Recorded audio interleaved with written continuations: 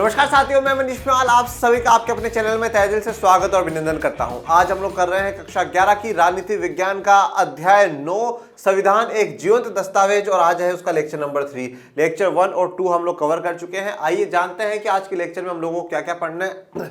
आज हम लोग बात करेंगे राज्यों द्वारा अनुमोदन क्या है, ये इस पर भी चर्चा करेंगे। फिर संविधान में इतने संशोधन क्यों किए गए, इतने संशोधन क्यों हुए, जैसा कि हम लोग कहते हैं कि 104 105 संशोधन हो चुके हैं, तो इतने संशोधन क्यों, संशोधन की विषय वस्तु मतलब कौन कौन सी बातों पर संशोधन हुए हैं और व्याख्याएं जिसमें विभिन्न दृष्टिकोण हैं, इन पर भी चर्चा करेंगे। आइए शुरू करते हैं आज के लेक्चर को। राज्य द्वारा अनुमोदन, रेटिफिकेशन बाय स्टेट्स। कल जो हमने लेक्चर पढ़ा था उस लेक्चर में मैंने आप लोगों को बहुमत के बारे में समझाया था कि जो अलग अलग प्रकार के बहुमत है, जिसमें 4 प्रकार के मैंने बहुमत आपको समझाए थे। कौन कौन से समझाए थे? ये पहला था साधारण या सामान्य बहुमत कहा जाता है।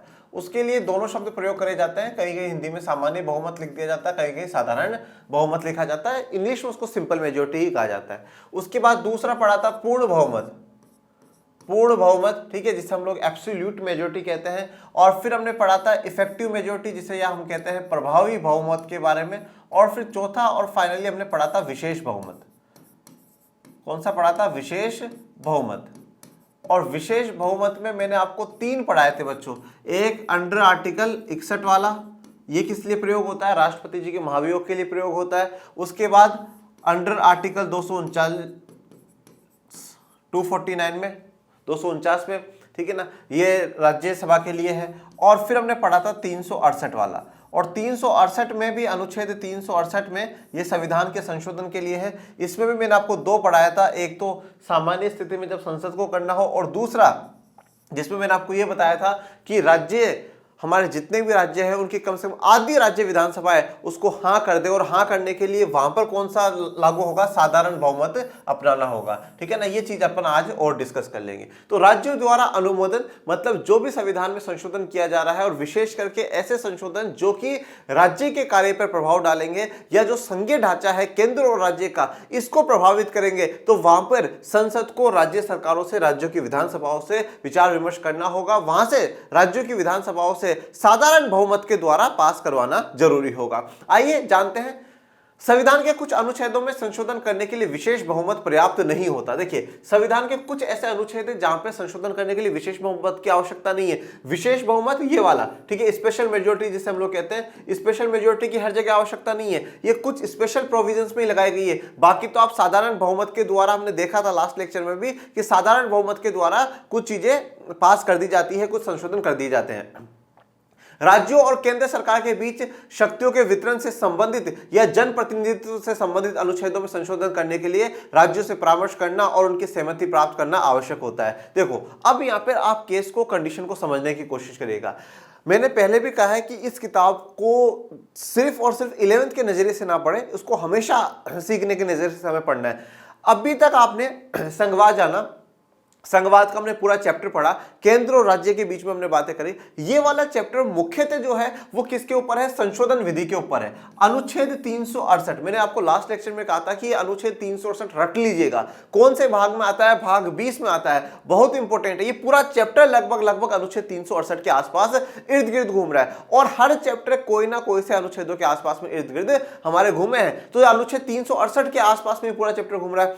अनुच्छेद 368 में जो पहली घटना है, ये जो पहला प्रावधान है, उसमें तो संसद जो संशोधन कर सकती है वो। अब दूसरे वाले में यहां पर राज्य और केंद्र सरकार, दोनों राज्य और केंद्र सरकार के बीच शक्तियों का वितरण, दोनों के बीच में जो वितरण है, जो भी शक्तियां, जो विधायी शक्तियां हमने पढ़ी है, संघ सूची, राज्य सूची, समवर्ती सूची, इनसे संबंधित या जनप्रतिनिधित्व से संबंधित अनुच्छेदों में संशोधन करने के लिए राज्यों से परामर्श करना और उनकी सहमति प्राप्त करना आवश्यक है। मतलब राज्य और केंद्र सरकार के बीच में जो संबंध स्थापित करे गए हैं, विधायी संबंध हो या आर्थिक संबंध हो, उन संबंधों में परिवर्तन करने के लिए राज्यों से परामर्श करना जरूरी होगा। मैंने यही बात कही कि ऐसे अनुच्छेद जो कि राज्य को प्रभावित करते हैं, और अगर उनमें संशोधन सरकार करना चाहती, संसद करना चाहती है, तो आपको राज्यों से परामर्श करना पड़ेगा। कितना? जितनी टोटल विधान पालिका है या विधानसभा है, उनका 50% आपको क्या कह दे? हाँ कह दे। और उसके अलावा जनप्रतिनिधित्व, जो ये पूरा सिस्टम है, ठीक है, जिसमें भाई राज्य सरकार होंगी, राज्य सरकार में इस प्रकार से चुनाव होंगे, केंद्र सरकार होंगी उसमें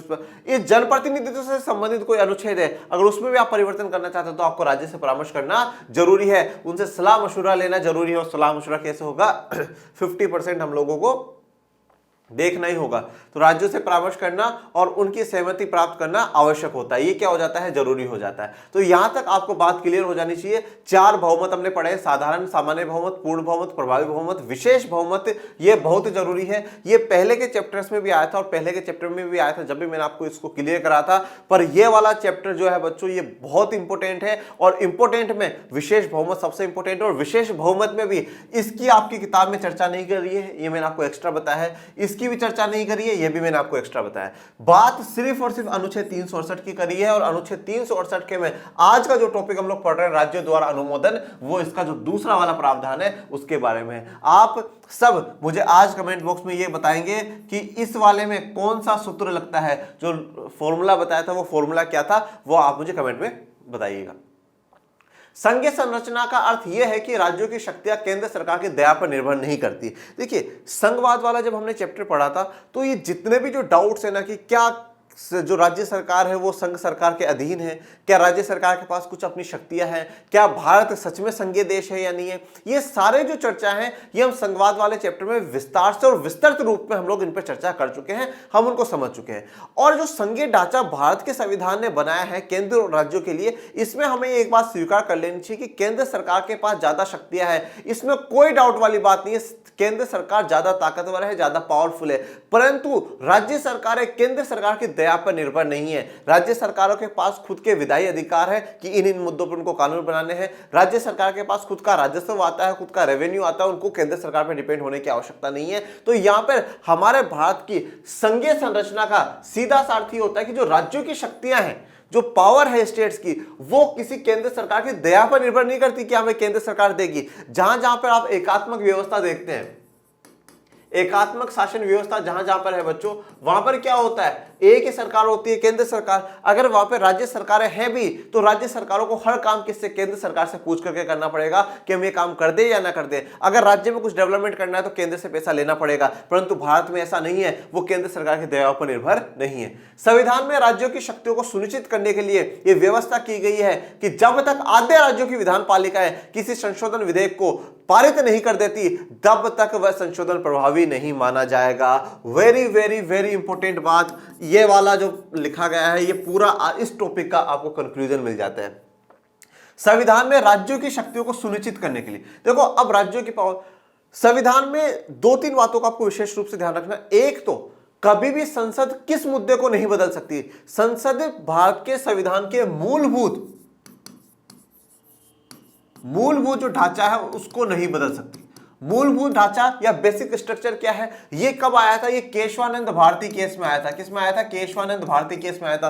केशवानंद भारती केस कब हुआ था ये भी कमेंट बॉक्स में बताइएगा, और इस पे हम लोग पहले भी चर्चा कर चुके हैं। तो केशवानंद भारती केस में मूलभूत ढांचा आया और इसमें सुप्रीम कोर्ट से पूछा गया कि मूलभूत ढांचा क्या है, बेसिक स्ट्रक्चर क्या है। तो सुप्रीम कोर्ट ने ये कहा था कि हम समय समय पर हम बताएंगे कि बेसिक स्ट्रक्चर क्या है। जैसे हमारे पास केस आएगा हम बताएंगे बेसिक स्ट्रक्चर क्या है। जैसे मैं आपको बताऊं इंडिपेंडेंस ऑफ जुडिशरी, ठीक है, न्यायपालिका के स्वतंत्रता, ये मूलभूत ढांचे में आ जाता है। ठीक है, रूल ऑफ लॉ, कानून का राज होगा, ये किस में आ जाता है, ये मूलभूत ढांचे में आ जाता है। तो कल को सरकार ऐसा ना करे कि रूल ऑफ लॉ ही हटा दे, ऐसा नहीं कर सकती संसद, ऐसा नहीं कर सकती। मूलभूत ढांचे को आप छेड़ भी नहीं सकते, मूलभूत ढांचे को आप हटा ही नहीं सकते। संसद में चाहे किसी का बहुमत हो, कुछ भी हो, मूलभूत ढांचे को नहीं हटा सकते।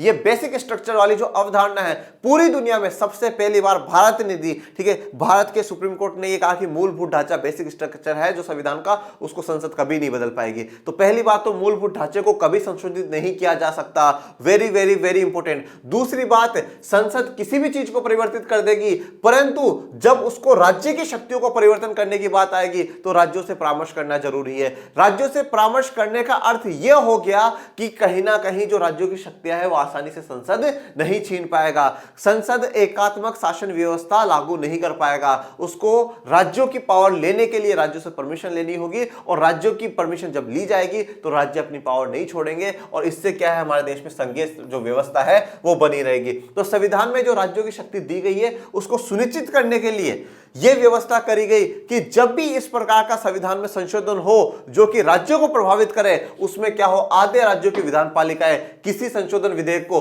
पारित जब तक नहीं कर देती तब तक उस विधेयक को प्रभावी नहीं माना जाएगा। और इंपॉर्टेंट बात यहां पर यह है कि आपके दिमाग में एक सवाल उठना चाहिए कि सर, जब ये विधान पालिकाएं यहां पर संशोधन की प्रक्रिया चल रही होंगी और संशोधन कर रही होंगी, तो यहां पर कौन सा सूत्र लगेगा, यहां पर कौन सा लगेगा सर? क्या पूर्ण बहुमत वाला लगेगा, या यहां पर प्रभावी लगेगा, या यहां पर भी सर विशेष बहुमत अपनाना पड़ेगा यहां पे? तो मेरे प्यारे विद्यार्थियों, यहां पर बिल्कुल भी तीनों ही नहीं अपनाने, ना पूर्ण अपनाना, ना प्रभावी, ना विशेष। यहां पर कौन सा अपनाया जाएगा? सामान्य अपनाया जाएगा। क्या अपनाया जाएगा? सामान्य या साधारण जो बहुमत है वो अपनाया जाएगा। अब आप कहते हो ना कि सर भारत का संविधान कठोर या लचीला दोनों कैसे हो सकता है? तो ये देखो, कठोर क्यों है? क्योंकि देखो, पहले तो संसद से पास करवाओ, उसके बाद आदि राज्य की विधानसभाओं से पास करो, ये कठोरता है, बहुत बड़ा प्रोसीजर है। और लचीला क्यों है? आसान इसलिए भी है कि राज्यों की विधानसभाओं को बोला तुम लोग ज्यादा ये विशेष बहुमत में मत पढ़ना, सामान्य बहुमत से, आसानी से सामान्य बहुमत से पास करना है। तो ये लचीलापन संविधान का देखने को मिलता है। तो यहां पे बहुत इंपॉर्टेंट जो क्वेश्चन है जो आगे तक आपको काम आएंगे, पहला तो कभी भी भारत के संविधान के मूलभूत ढांचे में संसद परिवर्तन नहीं कर सकती। दूसरा, राज्यों के में परिवर्तन करेगी तो उसको राज्य से परामर्श लेना होगा। और तीसरी बात, राज्यों में अगर संशोधन की प्रक्रिया चलती है तो कौन सा बहुमत अपनाना है? सामान्य बहुमत अपनाना होगा बच्चों। कौन सा अपनाना है? सामान्य बहुमत। बच्चों, मैं आपको एक बात कह देता हूं कि कहीं से भी पढ़िए आप, परंतु जैसे जो एक्स्ट्रा में जो मैं जा रहा हूं वो एक्स्ट्रा में कोई नहीं जाता। ये बहुमत के प्रकार, types of majority UPSC level तक पढ़ाए जाते हैं। ये 11th 12th में बच्चों से डिस्कस ही नहीं करते टीचर्स, पर मैं आपसे डिस्कस कर रहा हूं। मैं क्यों? मैं इसलिए कर रहा हूं क्योंकि मेरे बच्चों को हर एक एक बात, बेसिक से बेसिक भी जो बात हो वो भी उनको पता हो, उनके दिमाग में किसी प्रकार का कोई कंफ्यूजन ना रहे। ठीक है ना? तो कोई भी कंफ्यूजन आपके दिमाग में नहीं रहना चाहिए। ये मैंने एक आपको राज्य विधानसभा दिखाई है। इस प्रावधान में राज्यों के अधिकारों को भी जगह दी गई। अब ये जो प्रावधान कर दिया गया, इसमें राज्यों के जो अधिकार है उनको जगह मिल गई, मतलब जो राइट्स है उनके, उन राइट्स का हनन नहीं हुआ। इसके अंतर्गत राज्यों को संशोधन की प्रक्रिया में भाग लेने का अधिकार दिया गया है, और इसके साथ साथ क्या है, राज्यों को भी संशोधन की प्रक्रिया में भागीदार बनने का अधिकार मिल चुका है। संशोधन की प्रक्रिया के कठोर होने के बावजूद उसे फिर भी काफी हद तक लचीला बनाया गया है। देखिए, संशोधन की प्रक्रिया काफी कठोर है, ठीक है, मतलब मैं कहा ना कि संसद से पास कराओ, राज्यों से पास कराओ, फिर भी उसके बाद उसको क्या है, काफी हद तक लचीला बनाया गया है। संशोधन के लिए केवल आधे राज्यों के अनुमोदन और राज्य विधान पालिकाओं के साधारण बहुमत की आवश्यकता होती है। तो मैंने कहा ना, कठोर के साथ लचीलापन देखना है तो यहां पर देख लीजिए कि संशोधन के लिए पहले संसद, फिर राज्यों की विधान पालिकाएं, परंतु राज्यों की विधान पालिकाएं तक पहुंचते पहुंचते आपको साधारण बहुमत ही अपनाना है। आपको विशेष बहुमत की तरफ नहीं जाना, आपको पूर्ण बहुमत की तरफ नहीं जाना, आपको प्रभावी बहुमत की तरफ नहीं जाना, सिर्फ और सिर्फ साधारण बहुमत की तरफ ही काम करना है। साधारण बहुमत से अगर राज्य की विधानसभाएं पास करा देती हैं, विधान पालिकाएं पास कर देती हैं, आज 28 राज्य हैं, 15 राज्य हां बोल देंगे तो उसमें संविधान में संशोधन कर दिया जाएगा। 15 राज्यों की विधान पालिकाओं से अगर सामान्य बहुमत से पास हो जाता है तो उसको संविधान में संशोधित मान लिया जाएगा। संक्षेप में, भारतीय संविधान में संशोधन करने के लिए व्यापक बहुमत की आवश्यकता पड़ती है। तो देखिए, संक्षेप में अगर इन शॉर्ट में कहूं तो भारत के संविधान में अगर आपको संशोधन करना है तो व्यापक बहुमत की आवश्यकता होती है। व्यापक का मतलब क्या है, ये लार्ज स्केल पे आपको आवश्यकता होगी। जैसे देखिए, संसद से पास करना है, फिर राज्यों से की विधान पालिकाओं में, तो ज्यादा लोगों की आवश्यकता इसमें होगी। इस प्रक्रिया में राज्यों को सीमित भूमिका दी गई, तो यहाँ पे राज्यों के पास लिमिटेड पावर दी गई है। राज्यों को, जैसे हमने लास्ट लेक्चर में भी ये बात देखी थी कि संसद के पास ही ज्यादा शक्ति है संविधान में संशोधन करने की, बाकी किसी दूसरे निकाय के पास, किसी दूसरी संवैधानिक एजेंसी के पास नहीं है, संसद के पास है। और राज्यों वाले मैटर में राज्यों को शक्ति दी गई है, परंतु सीमित भूमिकाएं हैं। हमारे संविधान निर्माता इस बात को लेकर सचेत है कि संविधान में संशोधन की प्रक्रिया को इतना आसान नहीं बना दिया जाना चाहिए कि उसके साथ जब चाहे छेड़खानी की जा सके। तो हमारे संविधान निर्माता को यह बात पता थी। हम फर्स्ट लेक्चर से डिस्कस करते हुए आ रहे हैं कि हमारे संविधान निर्माता एक साथ दोनों प्रकार के संविधान चाहते थे, कठोर भी और लचीला भी। तो अगर ये दोनों होंगे तो हम कैसा संविधान मानते हैं? संतुलित संविधान। तो हमारे संविधान निर्माताओं की सोच थी कि संतुलित संविधान होना चाहिए, जिसमें ना तो ज्यादा कठोरता हो, इतना कठोर भी नहीं होना चाहिए कि उसको बदला ही ना जा सके, और इतना लचीला भी नहीं होना चाहिए कि जब भी मर्जी आए तब बदल दिया। मतलब आवश्यक जो है, जो जरूरी है, उसको तो बदल देना चाहिए, समाज के साथ, समय के साथ जब जरूरत पड़ रही है उसको बदल देना चाहिए। इतना लचीला होना चाहिए और इतना कठोर भी होना चाहिए कि जो अनावश्यक है उन अनावश्यक को ना बदला जा सके। मतलब फालतू में ऐसे सरकारों का मन करा, संसद का मन करा, बदल दिया, ऐसा भी नहीं। थोड़ा कठोर थोड़ा लचीला, दोनों मिक्स होना चाहिए। दोनों की जरूरत है, कठोरता की भी जरूरत है और लचीलेपन की भी जरूरत है। तो इतना संशोधन प्रक्रिया को इतना आसान भी नहीं बनाना चाहिए कि जब चाहे तब उसके साथ छेड़खानी हो जाए। लेकिन साथ ही उन्होंने इस बात का ख्याल भी रखा कि भावी पीढ़ी अपने समय की जरूरत के हिसाब से इसमें आवश्यक संशोधन कर सके, और इस बात का भी ध्यान रखा गया कि जो आने वाली पीढ़ियां है उस समय की जरूरत के हिसाब से, जैसे समय आगे बढ़ता जाएगा जरूरतें बढ़ेंगी, जरूरतों में बदलाव आएंगे, और बदलाव के साथ संविधान में अगर बदलाव की आवश्यकता है तो बदलाव किया जा सके। तो यहां पर हमारा आज एक टॉपिक कंप्लीट, राज्यों द्वारा अनुमोदन। अब बात करते हैं संविधान में इतने संशोधन क्यों किए गए। देखिए बच्चों, संविधान में संशोधन आपकी किताब में 2019 तक के डेटा की बात करी गई, और 2019 तक 12 जनवरी 2019 तक का में कहा गया कि 103 संशोधन हो चुके हैं। मतलब संविधान में 103 बार कुछ ना कुछ बदलाव करे गए हैं। आइए जानते हैं कि इनके पीछे क्या कारण है कि संविधान में इतने संशोधन करे गए, तो क्यों करे गए, क्या रीजंस है। आइए, 26 जनवरी 2019 को हमारे संविधान को लागू हुए 69 वर्ष हो गए, तो 69 ईयर्स हो गए हैं 26 जनवरी 2019 को। 12 जनवरी 2012 तक इसमें 103 संशोधन किए जा चुके हैं, और 12 जनवरी को एक और स्पेशल डे होता है, और वह है स्वामी विवेकानंद जी की जयंती, ठीक है ना, जिस दिन राष्ट्रीय युवा दिवस भी मनाया जाता है। और 23 जनवरी को आती है सुभाष चंद्र बोस जी की जयंती, और 26 जनवरी को आता है गणतंत्र दिवस, ठीक है। तो 12 जनवरी 2019 तक इसमें 103 संशोधन हो चुके हैं, मतलब 103 बार इसमें बदलाव आ चुके हैं। संशोधन प्रक्रिया की कठोरता को देखते हुए संशोधनों की यह संख्या काफी बड़ी मानी जाएगी। मतलब अब देखिए कि थोड़ा सा संविधान पे सवाल उठाने वाले ये बात कहते हैं कि काफी कम समय में बहुत ज्यादा संशोधन है। 69-70 ईयर्स में 103 संशोधन एक बहुत बड़ी मात्रा है, और जैसे हमने देखा कि प्रक्रिया में काफी कठोरता होने के बावजूद भी इतने संशोधन होना, ये थोड़ा सा अटपटा सा लगता है कि इतने संशोधन क्यों। अब देखिए, आपकी किताब में 2 ग्राफ दिए गए, इन ग्राफों को समझिएगा, इन ग्राफों को समझना बहुत जरूरी। ग्राफ एक दशक के दौरान किए गए संशोधन। एक दशक का मतलब क्या हो गया, 10 साल के दौरान, 10 साल के अंदर अंदर कितने संशोधन हुए, पहले वो समझते हैं। देखिए, 1950 में संविधान लागू हुआ, 51 से 60 के दशक में अगर अपन देखते हैं तो 10 से कम संशोधन हुए। 61 से 70 देखोगे तो लगभग 15। 71 से 80 के बीच में देखोगे तो आप ये मान लीजिए 20 को क्रॉस कर गया है, 22-23 संशोधन लगभग इसमें दिखा रहा है, ठीक है। अब देखिए 71 से 80, ये वाला टाइम पीरियड बड़ा ही इंपॉर्टेंट टाइम पीरियड है। क्यों? क्योंकि इसमें 1975 में इमरजेंसी लगी थी, और इसी के टाइम पर 42वां संविधान संशोधन हुआ था, ठीक है ना। 81 से 90 में भी देखेंगे, 91 में से 100, फिर 2001 से 2010 और 2011 से 2018 तक का आप टाइम पीरियड देखिए। तो ये एक दशक के दौरान कितने संशोधन किए गए हैं वो, और इसके साथ एक और ग्राफ दिया गया है 10 संशोधनों की अवधि। मतलब वहां पे क्या दिखाया गया था कि 10 साल में कितने संशोधन हुए, और यहां पे दिखाया गया 10 संशोधन होने में कितना समय लगा है। तो शुरुआती जो 10 संशोधन है उसका टाइम पीरियड इतना रह गया, 10 साल। अब देखिए इतना टाइम पीरियड रह गया, फिर 11 से 20 के जो संशोधन है उनमें इतना, फिर 30, 40, 50, 100, इस प्रकार से ये संशोधनों की दिखा रहा है। आइए अब जानते हैं थ्योरेटिकल पार्ट इसका। 1970 से 90 तक के 2 दशकों के दौरान बड़े स्तर पर संशोधन हुए। तो 1970 से 90 तक ये जो 20 साल का टाइम पीरियड रहा है, ये 20 इयर्स जो रहे, इसमें बड़े स्तर पर संशोधन हुए, काफी बड़े लेवल पर संशोधन हुए, जिसमें 42वां 44वां संविधान संशोधन, काफी बड़े बड़े जो संविधान संशोधन है वो इसमें आते हैं।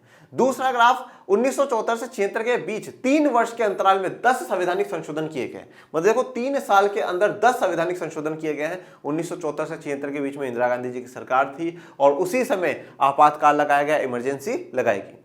पुनः 2001 से 2000 तक ठीक 3 वर्षों के दौरान भी 10 संवैधानिक संशोधन किए गए। देखो अब इन 3 सालों में और इन 3 सालों में 10-10 संवैधानिक संशोधन हुए, ठीक है। अब इस समय इंदिरा गांधी जी की सरकार थी, और इस समय किसकी है? अटल बिहारी वाजपेयी जी की सरकार है, प्रधानमंत्री अटल बिहारी वाजपेयी जी हैं। पर यहाँ पे गठबंधन की सरकार थी, वहां पूर्ण बहुमत वाली सरकार थी। अब दो कालखंड है, दो कालखंड कौन से, एक ये और एक ये। पहले कालखंड में देखें, पहले काल के दौरान कांग्रेस सत्ता में थी, तो कांग्रेस फुल पावर में थी, कांग्रेस पार्टी को संसद में भारी बहुमत मिला हुआ था, तो पूरे प्रचंड बहुमत के साथ कांग्रेस सरकार बना करके बैठी थी, और काफी राज्यों में भी कांग्रेस की सरकार थी। मतलब विधानसभाओं में भी जो काफी जो सरकारें बैठी हैं वो किसकी बैठी है, कांग्रेस की बैठी है, और केंद्र में भी जो सरकार है वो किसकी है, कांग्रेस की है। लोकसभा में उसके 352 सदस्य थे, और ज्यादातर राज्य विधानसभाओं में भी वह बहुमत की स्थिति में थी। तो मतलब लोकसभा में भी है और राज्यों की विधानसभाओं में बैठे हैं, इसका मतलब यह भी है कि राज्यसभा में भी काफी लोग जो होंगे वो कांग्रेस के होंगे, ठीक है ना। अब ये मत पूछना सर कि राज्यों की विधानसभाओं से राज्यसभा का क्या लिंक है, तो अगर नहीं पता हो तो जो पहले के चैप्टर से उनको पढ़िएगा।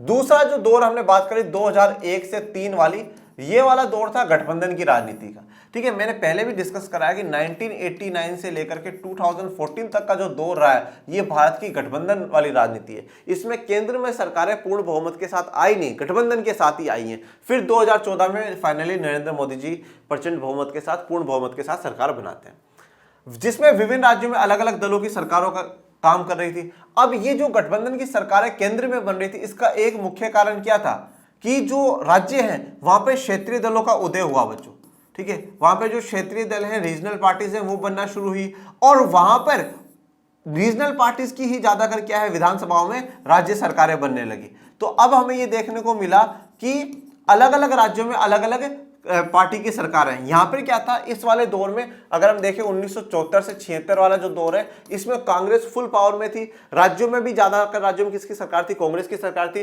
परंतु यहां पे गठबंधन की राजनीति है और अलग अलग राज्यों में अलग अलग पार्टियों की सरकार है। एक अन्य विशेषता, भाजपा और इसके विरोधी दलों के बीच कटु प्रतिद्वंदिता थी, लेकिन इस काल में 10 संशोधन किए गए। देखो अब यहां पर एक विशेषता, ये भाजपा और इसके जो विरोधी दल है उनके बीच में कटी प्रतिद्वंदिता थी, कॉम्पिटिशन था, फिर भी इसमें 10 संशोधन किए गए।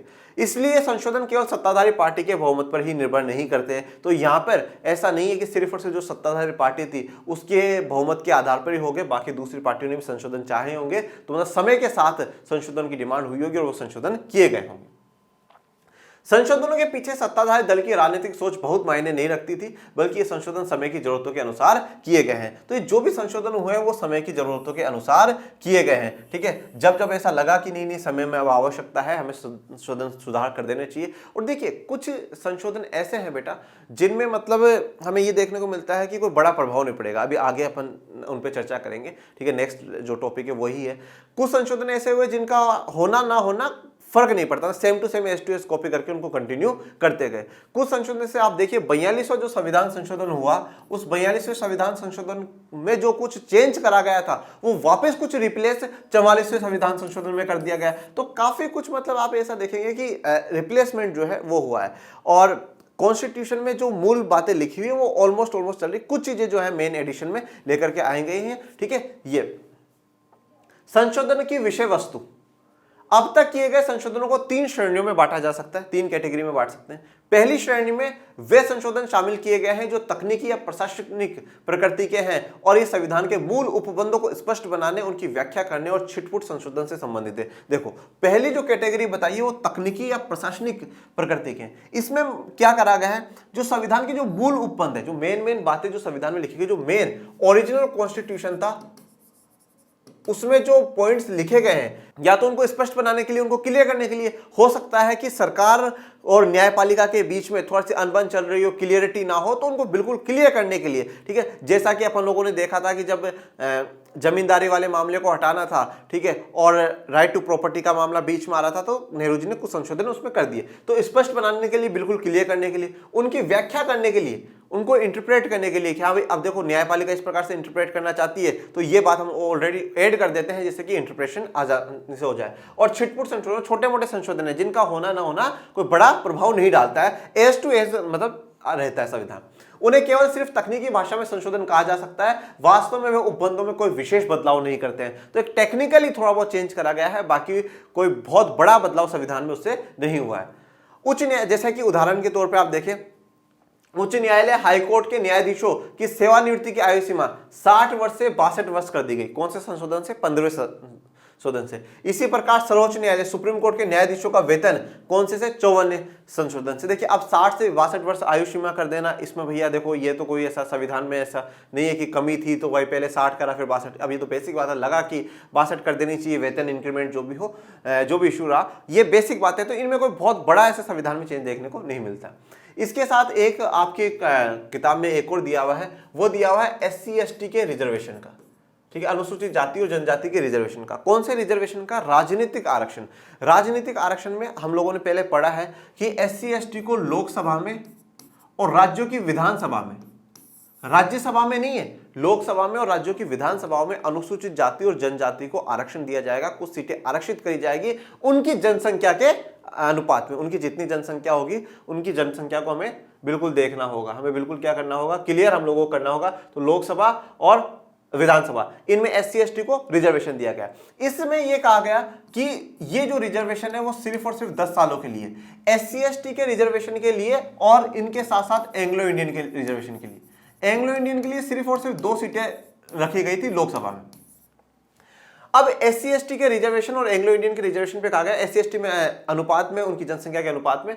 और फिर क्या हुआ 10 साल के लिए। अब 10 साल का मतलब ये हुआ कि 26 जनवरी 1950 से संविधान लागू होता है, तो ये जो रिजर्वेशन रहेगा वो 25 जनवरी 1960 तक रहेगा, 25 जनवरी 1960 तक रहेगा।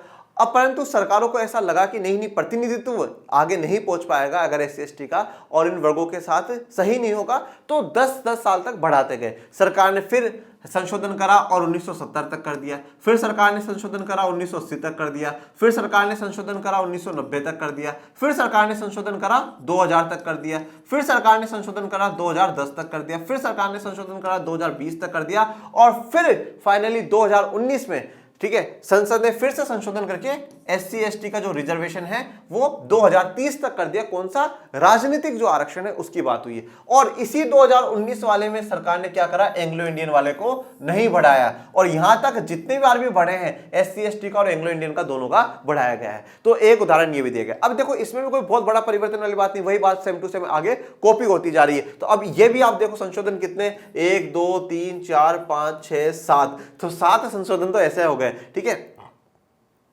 क्या आपको राष्ट्रपति के पद से संबंधित चर्चा याद है? तो राष्ट्रपति जी का अपन ने चैप्टर पढ़ा था, याद होगा आपको राष्ट्रपति जी के बारे में। मूल संविधान में यह माना गया था कि हमारी संसदीय व्यवस्था में राष्ट्रपति सामान्यतः मंत्रिपरिषद की सलाह के अनुसार कार्य करेगा। तो ये देखिए, ये बात हम लोग पढ़ चुके थे आर्टिकल 74 में कि भैया जो राष्ट्रपति जी है वो मंत्रिपरिषद होगा और मंत्रिपरिषद का मुखिया प्रधानमंत्री होगा, तो उनकी सलाह पर ही सारे कार्य हैं वो करेंगे। और अब भी हमारे मौजूदा जो राष्ट्रपति हैं श्रीमती द्रौपदी मुर्मू जी हैं, ओके, तो मंत्रिपरिषद की सलाह पर काम करेंगे। इस संबंध में बाद में एक संशोधन किया गया, अब एक संशोधन कर दिया गया और संशोधन करके अनुच्छेद 74(1) जोड़ दिया गया और इसमें यह स्पष्ट कर दिया गया कि मंत्रिपरिषद की सलाह राष्ट्रपति के लिए बाध्यकारी होगी। अब इससे पहले संविधान में यह कहा गया था कि राष्ट्रपति मंत्रिपरिषद की सलाह के अनुसार कार्य करेंगे, परंतु 74(1) जोड़ करके यह कंफर्म कर दिया गया कि राष्ट्रपति क्या होंगे, बाध्यकारी होंगे, बाउंडेड होंगे। राष्ट्रपति जी को मंत्रिपरिषद की हर सलाह माननी पड़ेगी, सलाह पर काम करेंगे और बाध्यकारी होना अंतर है बेटा। बाउंडेड ही कर दिया कि अब तो आपको हमारे अनुसार ही काम करना पड़ेगा, बाध्यकारी कर दिया गया कि आप राष्ट्रपति जी जो भी कार्य करेंगे वो संविधान जो मंत्रिपरिषद होगा उसकी सलाह के अनुसार ही करेंगे। तो यहां पर ये क्या है कि ये स्पष्टीकरण कर दिया गया, ये स्पष्ट कर दिया गया कि वह संविधान ये बात कह रहा है तो हम इसको फाइनल स्पष्ट कर देंगे, बाध्यकारी है, राष्ट्रपति जी को बात माननी ही पड़ेगी। फिर बात करते हैं व्याख्याएं, विभिन्न दृष्टिकोण।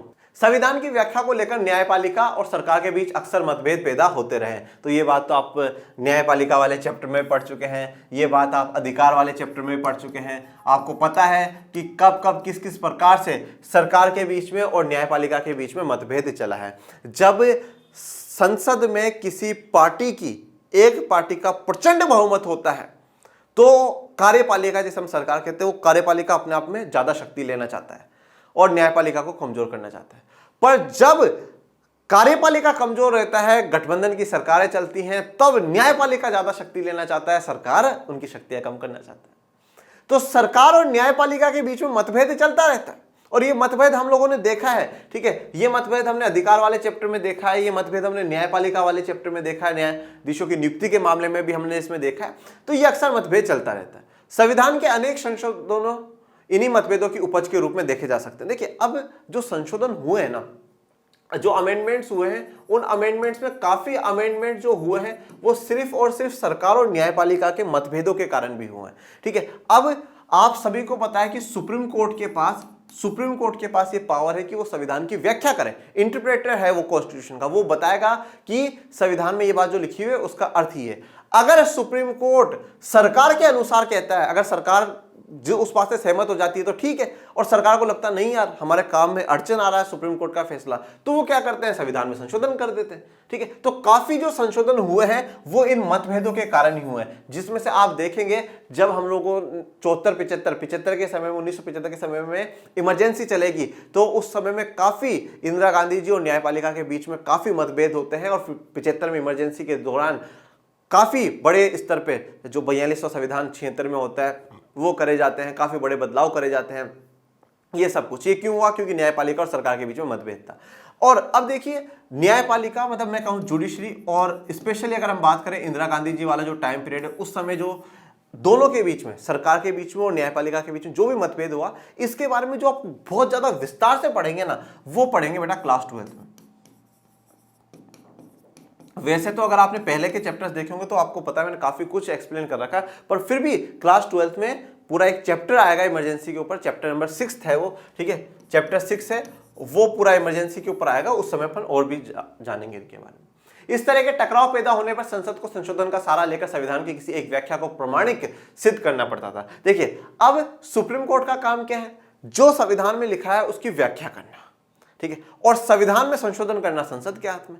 तो जब सुप्रीम कोर्ट ने कोई बात कही कि ये बात ऐसी है और सरकारों को लगा नहीं यार ये तो हम जो काम करना चाहते हैं उस काम के अनुसार ये बात नहीं कह रहा है सुप्रीम कोर्ट, तो फिर क्या करा, संशोधन कर दिया, संशोधन करके ये बात लिख दी, और फिर सुप्रीम कोर्ट से पूछा, बोला हाँ अब तो ये बात है तो ये बात माननी पड़ेगी। तो जब सरकार के और न्यायपालिका के बीच में टकराव होता था तो फाइनली संसद को एक ही रास्ता दिखता था, संशोधन करना। तो काफी संशोधन इस मतभेद के कारण भी हुए हैं। प्रजातंत्र में विभिन्न संस्थाएं संविधान और अपनी शक्तियों की अपने अपने तरीके से व्याख्या करती है, ये लोकतांत्रिक व्यवस्था का एक अहम लक्षण है। देखिए अब लोकतंत्र प्रजातंत्र में क्या होता है, हर जो संस्था होती है वो संविधान की शक्तियों को अपने हिसाब से डिस्क्राइब करने की कोशिश करती है कि देखो ये शक्ति है तो इसमें ये बात होगी, ये बात होगी, ऐसा होगा, या हर सब अपने हिसाब से डिस्क्राइब करना चाहते हैं, और ये लोकतंत्र का एक अहम लक्षण है, एक अहम पॉइंट है। कई बार संसद इन न्यायिक व्याख्याओं से सहमत नहीं होती और उसे न्यायपालिका के नियमों को नियंत्रित करने के लिए संविधान में संशोधन करना पड़ता था। 1970 से 75 के दौरान ऐसी अनेक परिस्थितियां पैदा हुई। ये बात मैंने आपको कही, जब संसद इन व्याख्याओं से, इन इंटरप्रिटेशन से सहमत नहीं होती थी तो फाइनली वो क्या करते थे, संशोधन कर देते थे, और 1970 से 75 के दौर में ये काफी हद तक हुए हैं। मौलिक अधिकारों और नीति निर्देशक, देखो अब एग्जांपल बता रहा हूं जैसे आपको, मौलिक अधिकार और नीति निर्देशक के सिद्धांतों को लेकर संसद और न्यायपालिका के बीच अक्सर मतभेद पैदा होते रहे हैं। तो मौलिक अधिकारों को लेकर के और नीति निर्देशक तत्व, फंडामेंटल राइट्स और directive principle of state policy DPSP, इनको लेकर करके संसद और न्यायपालिका के बीच में बहुत मतभेद हुए हैं। क्या सरकार पूछती, क्या हम लोग डीपीएसपी को लागू करने के लिए मौलिक अधिकार का हनन कर सकते हैं, हम मौलिक अधिकारों को हटा सकते हैं, या हम मौलिक अधिकार का काम करने के लिए डीपीएसपी को नजरअंदाज कर सकते हैं। इस काफी मुद्दे उठे, इस पे भी हम जो है क्लास 12 में हम लोग पढ़ेंगे। ठीक है, और वैसे डीपीएसपी पे और मौलिक अधिकार पे बेटा बहुत विस्तार से चर्चा मैंने कर रखी है, जो आपका चैप्टर 2 है ना राइट्स वाला, उसमें बहुत विस्तार से चर्चा आप देख सकते हैं। इसी प्रकार निजी संपत्ति के अधिकार के दायरे तथा संविधान में संशोधन के अधिकार की सीमा को लेकर भी दोनों के बीच विवाद उठते रहे। इसी प्रकार जो निजी संपत्ति का अधिकार है, ठीक है, प्राइवेट प्रॉपर्टी रखने का, इसको लेकर के और संविधान में संशोधन के अधिकार की सीमा को लेकर के भी दोनों में विवाद चलता रहा। 1970 से 75 के काल में संसद ने न्यायपालिका की प्रतिकूल व्याख्या को निरस्त करते हुए बार बार संशोधन किए हैं। तो 1970 से 75 के बीच में जो न्यायपालिका सरकार के जो खिलाफ व्याख्या दिया करती थी उसके खिलाफ सरकार ने जाकर के बार बार में संशोधन किए हैं। यहां याद रखना जरूरी होगा कि इस दौर 1970 से 75 में भारतीय राजनीति में अनेक महत्वपूर्ण घटनाएं घटी है। तो 1970 से 75 के दौर में भारतीय राजनीति में अनेक महत्वपूर्ण घटनाएं घटी है, इसलिए हमारा संवैधानिक इतिहास पूरे तौर पर इस काल की राजनीति के संदर्भ में ही समझा जा सकता है। और इस काल के बारे में 1970 से 75 वाले काल के बारे में आप क्लास 12 में इमरजेंसी के दौर में पढ़ेंगे। ओके, तो आज के लिए अपना इतना ही, ये लेक्चर यहीं कंप्लीट होता है। और आपको कोई भी डाउट हो, कोई भी समस्या हो, आप कमेंट बॉक्स में मेंशन कर सकते हैं। और ये भी बताइएगा कि आपको आज का लेक्चर कैसा लगा, और ज़्यादा लोगों तक लाइक शेयर सब्सक्राइब कर दीजिएगा बच्चों। और आपका टेलीग्राम चैनल बन चुका है, डिस्क्रिप्शन में आपको लिंक मिल जाएगा, उससे ज्वाइन हो जाइएगा, जिससे आपको सभी इन्फॉर्मेशन मिल जाए। और पढ़ते रहिए, आगे बढ़ते रहिए। मिलेंगे नेक्स्ट लेक्चर में, तब तक के लिए थैंक यू सो मच। जय हिंद, जय भारत।